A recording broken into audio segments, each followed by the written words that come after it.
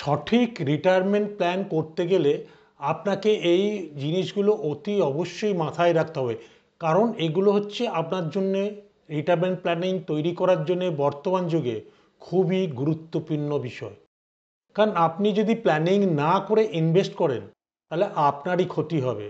কারণ সময় চেঞ্জ হচ্ছে, যুগ চেঞ্জ হচ্ছে। কারণ একসময় আপনি মোবাইল ফোনকে ল্যান্ড ফোন দেখেছেন, এখন হাতে মোবাইল ফোন দেখছেন, স্মার্টফোন দেখছেন।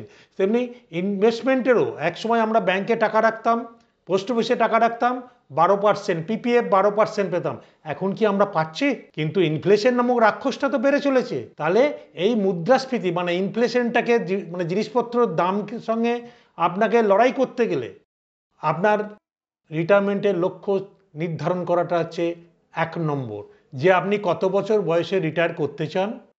আর রিটায়ারমেন্টের সময় এই বর্তমান যে আপনি যেভাবে জীবনযাত্রার মান রেখেছেন সেটা পেতে গেলে কত টাকা থাকা দরকার, এই দুটো খুব ইম্পর্টেন্ট। যদি আপনি 60-এ রিটায়ার করেন, যদি আপনি ব্যবসা করেন 70-এ করেন, যদি আপনি আর্লি রিটায়ারমেন্ট চান, সব কিছু এর মাধ্যমেই ঠিক করবেন। তাহলে আপনার রিটায়ারমেন্ট মানে অবসরকালীন জীবন খুব সুখের হবে। এবার বিনিয়োগ কোথায় করবেন? আগে ছিল ইন্স্যুরেন্স, লাইফ ইন্স্যুরেন্স আর চাকরি পেলেই, নয় পোস্ট অফিস নয় ব্যাংক। কিন্তু বর্তমান যুগে জিনিসের দাম এমন বেড়েছে, আপনারা বলুন না, ব্যাংকের ইন্টারেস্ট কখনো কমছে কখনো বাড়ছে। বাট আজকে ব্যাংকে টাকা রাখলে অনলি 5 লাখ টাকা গ্যারান্টি, কোনোটাই গ্যারান্টি নেই। এনপিএস করলেও সরকার মিউচুয়াল ফান্ডে মানে ইকুইটি মার্কেটে টাকা খাটায়, সেখানেও আপনি জেনে শুনে বুঝছেন যে এইটা পেতে পারি। সো মিউচুয়াল ফান্ডে যদি টাকা রাখার হ্যাবিটটাও আমরা তৈরি করি, এই ইনস্ট্রুমেন্টগুলোও দেখবেন। বাট আপনি জানুন বুঝুন দিয়ে মিউচুয়াল ফান্ডে কীরকমভাবে কাজ করে, কত ইন্টারেস্ট পেতে পারেন লং রানে, তাহলে আপনার জন্য মঙ্গল। আর এটা করার জন্যে আপনি একজন প্রফেশনাল অ্যাডভাইজারের পরামর্শ নিন, সেই আপনাকে রথের সারথি হয়ে গাইড করে নিয়ে যাবে। কারণ মিউচুয়াল ফান্ড আজকের ডেটে একটা দারুণ ইনস্ট্রুমেন্ট, এটা প্রমাণিত। সো ঝুঁকি আছে মিউচুয়াল ফান্ডে, ঝুঁকিটা জানলে বুঝলে দেখবেন আর ঝুঁকি নেই। কারণ না জেনে না বুঝে করলে ওটা ঝুঁকি।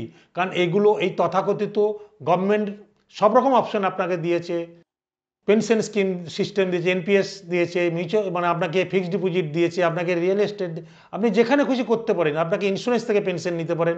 বাট ওগুলো রিটার্নের সঙ্গে মিউচুয়াল ফান্ডের রিটার্ন আপনি কম্পারিজন করে দেখে নেবেন। কারণ মিউচুয়াল ফান্ড শর্ট টার্ম হয় না, 10 ইয়ার্স অ্যান্ড অ্যাভাব।